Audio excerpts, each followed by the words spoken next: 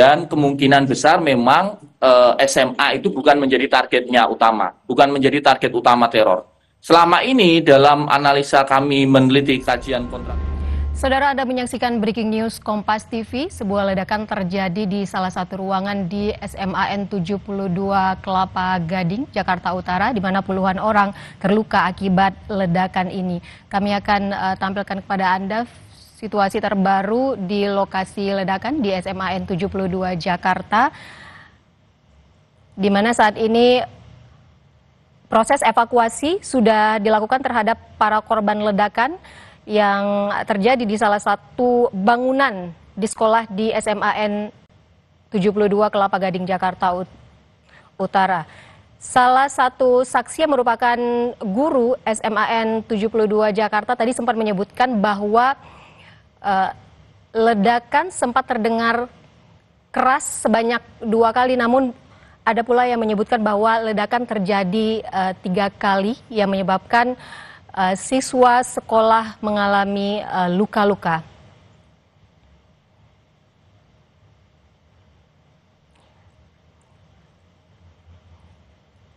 Namun salah satu saksi menyebutkan, yaitu guru SMAN 72 Kelapa Gading, Jakarta Utara, menyebutkan dia sempat mendengar 2 kali ledakan keras. Dan kami bergabung dengan jurnalis Kompas TV Nizar Ramadika di lokasi ledakan. Nizar.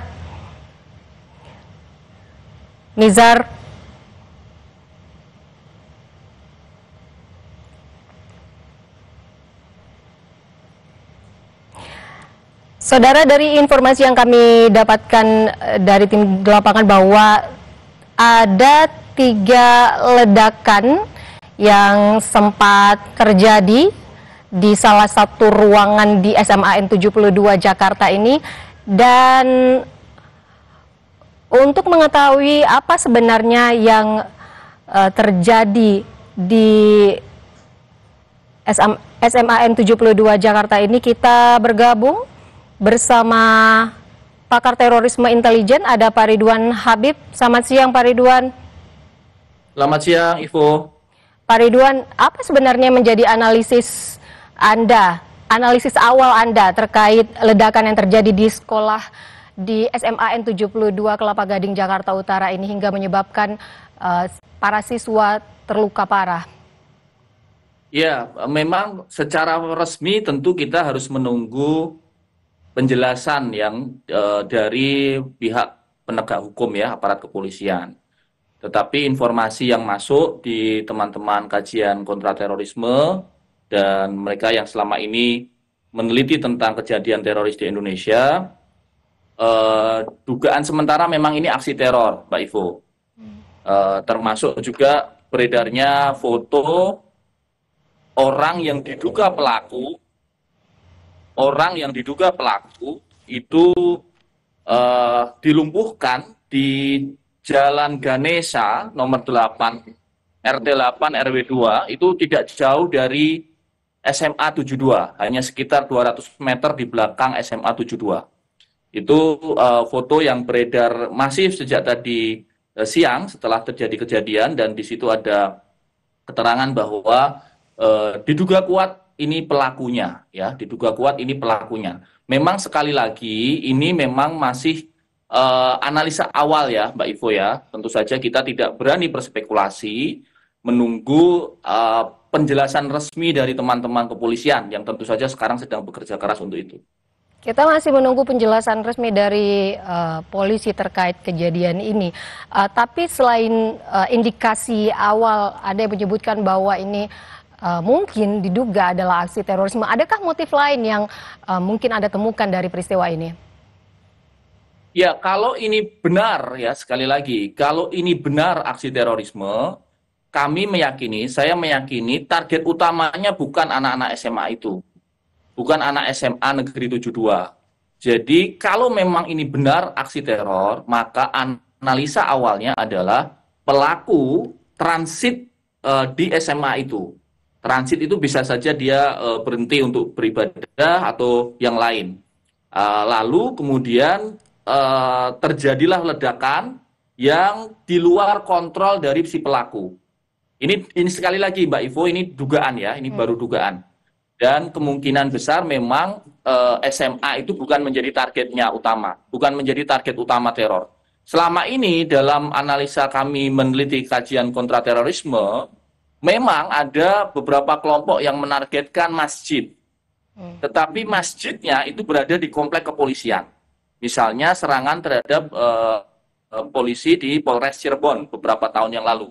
Itu memang mereka memang mentargetkan masjid di dalam masjid, tetapi polisi yang ditarget yang sedang beribadah di dalam masjid. Akan tetapi ketika ini berada dalam komplek SMA, ini baru pertama kali ada kalau ini SMA. Nah, yang kedua, kita melihat foto yang beredar itu ada satu senjata, kemungkinan itu adalah senjata api yang kita lihat dari gambar tadi. Kalau kita lihat analisanya, kemungkinan ini adalah satu jenis yang disebut dengan AR-15, ya, senjata api AR-15. Kita belum tahu apakah itu airsoft gun atau benar-benar AR-15, tetapi di senjata itu ada beberapa tulisan. Ini saya bacakan ya. Brenton Tarrant. Brenton Tarrant ini adalah pelaku teror di New Zealand, di Selandia Baru. Dia melakukan teror di masjid di Christchurch, New Zealand. Itu 51 orang korbannya. Kemudian Alexander Bissonnette, itu ditulis juga di senjata ini. Alexander Bissonnette ini pelaku penyerangan teror di masjid di Kanada. Lalu Luca Traini, Luca Trazor, ini adalah teroris neo-Nazi di Italia. Jadi ini kalau benar ini adalah airsoft, ini adalah milik pelaku, maka pelaku ini menuliskan pelaku-pelaku teror di luar negeri. Ya, itu yang ditayangkan oleh Kompas TV di samping ini. Nah, di situ ada beberapa tulisan, di situ ada Brenton Tarrant, Alexander Bissonnette, Luca Trazor, itu adalah para pelaku neo-Nazi, teror neo-Nazi di luar negeri. Nah, jadi ini saya kira memang harus kita dalami secara hati-hati. Kalau melihat indikasinya jelas ini sebuah aksi teror, Mbak Ivo. Ya, jika analisa awal indikasinya ini adalah aksi terorisme, namun bukan anak SMA targetnya, artinya ini di luar kontrol pelaku seperti yang Anda katakan tadi. Maksudnya ini si pelaku ada peristiwa ini salah sasaran begitu, Pak Ridwan? Bisa dua analisanya ya. Pertama, pelaku ini mengetahui dalam pengejaran ya. Mengetahui sedang dikejar. Nah, ini karena kita menunggu Densus 88 dan Mabes Polri. Kenapa saya sebut ini kemungkinan pelakunya sudah terdeteksi dan dalam pengejaran? Karena foto yang beredar itu, pelakunya itu tertembak, ya. Pelakunya itu tertembak dan tertembaknya di Jalan Ganesha nomor 8, RT 8 RW 2. Itu adalah satu wilayah tidak dalam komplek SMA 72. Tetapi berada di belakang sekitar 200 meter dari komplek SMA 72 itu. Baik. Kemungkinan yang pertama itu, pelaku terburu-buru, tergesa-gesa melarikan diri, lalu dia meninggalkan amunisinya dan melarikan diri ke belakang. Sekali lagi ini masih menunggu. Yang kedua memang terjadi ledakan dulu. Terjadi ledakan dulu bisa dilakukan karena tidak sengaja, itu ada detonator switch namanya. Kalau dilihat dari foto, itu bisa terpencet tidak sengaja oleh tekanan tubuh. Bisa juga bomnya itu fragile dan dia meledak karena panas, karena suhu. Nah, setelah itu terjadi, lalu pelaku melarikan diri keluar dan dikejar. Itu dua analisa saya yang saya menduga memang pelakunya ini bukan dari internal. Ada yang mengatakan ini mungkin ditanam oleh orang dalam. Saya tidak meyakini itu. Karena pelaku fotonya itu berada di luar komplek SMA di Jalan Ganesha. Berarti kalau kita lihat berdasarkan pola kejadian, Pak Ridwan, apakah ini terlihat sebagai sebuah serangan terencana atau sebenarnya insiden lokal? Ya, seperti yang Anda sebutkan tadi, mungkin saja ini eksperimen seperti kecerobohan atau eksperimen bahan peledak begitu. Bukan eksperimen ya, Ivo ya. Tentu saja ini bukan eksperimen. Ini satu serangan teror yang serius. Akan tetapi barangkali pelakunya ini bukan mentargetkan SMA-nya, tetapi sedang melakukan transiting. Atau mungkin itu yang pertama, yang kedua mungkin dia dalam pengejaran. Maksudnya si pelaku ini dalam pengejaran, ini yang kemungkinan kedua yang seperti Anda jelaskan tadi, bahwa ledakan ini memang tidak terencana, terjadi begitu saja, Pak Ridwan. Pelakunya ini dalam pengejaran intelijen, maksud saya. Pelakunya ini sudah terdeteksi oleh intelijen, sehingga kemudian dia dalam proses dikejar. Pada saat proses dikejar itu terjadi, maka dia panik, lalu tempat terdekat untuk melakukan peledakannya ada di SMA itu. Artinya, itu analisa kedua ya. Analisa kedua. Kenapa itu terjadi? Karena pelakunya berada di luar SMA. Pelakunya berada di luar SMA dari foto yang beredar yang kita terima dari teman-teman yang ada di lapangan. Artinya ada kemungkinan pelaku terburu-buru meledakkan ini karena sudah terdeteksi gerakannya atau aksinya, Pak Ridwan. Ya, betul. Itu analisa yang kedua. Itu analisa yang kedua. Analisa yang pertama adalah meledak tidak sengaja, lalu kemudian pelaku melarikan diri dan tetap sudah teridentifikasi atau ada petugas yang berada di sekitar lokasi yang bisa melakukan pelumpuhan. Karena itu berada di dekat dengan komplek TNI Angkatan Laut. Ya, jadi kita berasumsi kemungkinan ada petugas dari mungkin TNI yang bisa saja melihat pelaku dan melakukan pengejaran. Yang harus dikejar oleh teman-teman media dan yang ada di lapangan adalah siapa yang tergeletak di Jalan Ganesha nomor 8 itu dan bagaimana dia bisa tergeletak di situ. Ini foto yang beredar, dia pukul 12.21, berarti kemungkinan hanya sekitar 10 menit dari ledakan yang terjadi ya. Estimasinya demikian. Pak Ridwan, kalau Anda melihat peristiwa ini, seberapa serius ancaman yang bisa ditimbulkan dari kasus seperti ini terhadap keamanan publik? Kita lihat hari ini adalah korban adalah siswa sekolah, bukan aparat atau polisi. Ya, ini satu hal yang sungguh mengejutkan ya, Mbak Ivo. Kenapa? Karena hampir selama 3 tahun, sejak 2022, di Indonesia itu relatif tidak ada serangan teror dalam bentuk pengeboman. Ya, ini satu hal yang sangat mengejutkan karena sejak tahun 2022 hingga sekarang akhir 2025 baru kali ini terjadi lagi satu kejadian ledakan yang diduga bom teror. Jadi ini menunjukkan satu kalau saya menyebutnya situasi yang disebut dengan situasi angsa hitam atau black swan. Sesuatu yang tidak terduga, sesuatu yang di luar prediksi intelijen, dan kemudian kita tunggu saja apakah memang ini bagian dari jejaring lama atau ini adalah lone wolf, orang-orang baru yang mereka melakukan serangan tanpa ada koordinasi dengan jaringan yang sudah ada selama ini. Nah, kalau kita berbicara soal jaringan, Pak Ridwan, apakah ada kemiripan pola dengan kasus-kasus teror sebelumnya di Indonesia? Ya, kalau dari sisi bentuk bomnya mirip sekali ya. Teror di Indonesia selama ini selalu menggunakan bom kecil, bom rakitan yang di-pack dalam bentuk yang kompak, bom ransel, bom tas jinjing, bom termos begitu ya. Tapi dari sisi target, ini satu-satunya yang berubah ya. Baru pertama kali ini terjadi kejadian di sebuah SMA. Jadi kalau dari sisi bentuk atau bom signature-nya, ini memang mirip dengan kejadian-kejadian bom di Indonesia sebelumnya. Tetapi kalau dari sisi target ini baru pertama kali terjadi di dalam komplek SMA. Baik, Pak Ridwan, artinya kalau melihat peristiwa yang hari ini, artinya kelompok teror ini memilih target yang berbeda jika ini bukan indikasi awal seperti yang salah target tadi, siswa sekolah begitu. Apakah memang sekolah memang termasuk yang mungkin disasar? Saya masih meyakini bahwa ini tidak sasaran utama, Ivo. Saya ya, dan tentu saja kita harus menunggu penyidik dari Densus 88 dan Polri. Tetapi saya sungguh berharap bukan, karena kalau iya berarti ada satu perubahan pola yang sangat mengkhawatirkan ketika sekolah menjadi bagian dari target teror.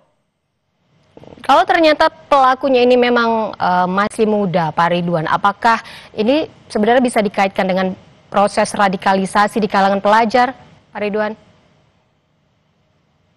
Maksud Anda pelakunya pelajar?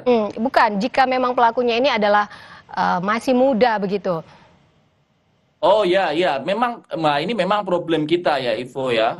Rata-rata anak muda di Indonesia ini memang sedang proses mencari jati diri, proses eh, ya mereka mencari bentuk kepribadian dan kadang-kala mereka mencari guru-guru yang salah, sumber-sumber informasi yang salah, sumber di internet, sumber di grup-grup Telegram, media sosial, yang ternyata justru di situ ada orang-orang atau kelompok-kelompok teror yang memanfaatkan mereka-mereka ini. Jadi ini memang warning juga buat kita bersama, terutama Kementerian Pendidikan, Kementerian Agama, dan juga Kementerian Pendudukan, Keluarga, BKKBN ya, saya kira juga terlibat di sini. Ya, ini lokasi ledakan kan sudah dalam proses pengamanan, sudah digaris polisi. Korban juga sudah dibawa ke RSI Cempaka Putih. Pak Ridwan, kalau kita melihat soal penanganan, apa sebenarnya yang harus langkah yang harus dilakukan oleh aparat dan pihak sekolah pasca ledakan ini? Yang pertama tentu saja harus segera disampaikan kepada masyarakat, sebenarnya ini terorisme atau bukan. Ini penting sekali ya, pertama Ivo. Kalau kemudian ini disimpulkan adalah tindakan teror, maka berikutnya adalah kelompok atau pelakunya dari mana, jejaring apa. Dari situ kita bisa memprediksi apakah ini akan berlanjut, artinya akan ada teror-teror lanjutan, ataukah ini satu kejadian yang terpisah, misalnya pelakunya lone wolf. Kalau lone wolf biasanya satu kali kejadian sudah. Tetapi kalau ini jejaring, biasanya mereka punya target-target berikutnya. Apalagi ini di bulan November, di bulan Desember, mendekati tahun baru, itu dalam tanda petik semacam bulan-bulan khas dari kelompok teror untuk melakukan aksi-aksinya. Kita tahu dulu waktu peledakan 2016 di Sarinah Tamrin, itu terjadi 2016 ya, di bulan Februari. Jadi ini mirip-mirip, ini waktu-waktunya mendekati pergantian tahun, mendekati akhir tahun, dan ini saya kira Polri juga harus segera mengumumkan ke masyarakat sebenarnya kejadiannya seperti apa supaya tidak menimbulkan keresahan, Ivo. Apakah menurut Anda, Pak Ridwan, kejadian hari ini, ledakan di sekolah ini menunjukkan ini semacam tren baru ancaman teror di Indonesia, begitu? Kalau dari bentuknya sih tidak baru ya, tidak baru. Tetapi yang kita sesalkan adalah karakteristik sasarannya. Kalau sasarannya ini benar-benar baru, karena ini kalau betul ini memang jadi sasaran, bukan meledak tidak sengaja, maka SMA itu satu hal yang sangat baru dalam konteks terorisme di Indonesia. Ya, berarti harusnya kan selain dari pihak sekolah, dari lingkungan rumah juga atau orang tua, ini kan kita lihat hari ini korbannya adalah pelajar, siswa laki-laki begitu. Bagaimana harusnya sekolah atau juga peran dari orang tua dan sekolah ini dalam mendeteksi dini adanya potensi radikalisme di lingkungan siswa atau di lingkungan pelajar? Ya, ini tentu saja harus bersama-sama ya, melalui media sosial, dinamika media sosial yang ada, itu harus dipantau, terutama juga dari pihak keluarga ya, Mbak Ivo ya. Kita harus mengawasi adik-adik kita, anak-anak kita, karena memang narasi-narasi kebencian, narasi-narasi terorisme itu menyebar terutama menggunakan media sosial, melalui Telegram channel, melalui akun-akun anonim. Ini yang saya kira juga harus jadi perhatian bersama. Kalau Anda sendiri, Pak Ridwan, bagaimana Anda melihat atau menilai kesiapsiagaan aparat dalam mengantisipasi insiden semacam ini? Kalau dari kesiapsiagaan ya, sebenarnya selama ini kelompok teror di Indonesia sudah sangat-sangat kecil ya. Jarak lokasi operasi mereka itu sudah sangat-sangat sempit, bahkan kalau bisa disebut hampir tidak ada. Mereka hanya beroperasi di media sosial. Karena operasi dari Densus 88, BNPT, BIN itu sangat masif. Jadi ini sebenarnya sungguh sangat mengagetkan. Ketika ini terjadi, ini sangat mengagetkan. dan kita tunggu apakah ini bagian dari jejaring lama atau ini sebenarnya hanya lone wolf gitu. Baik.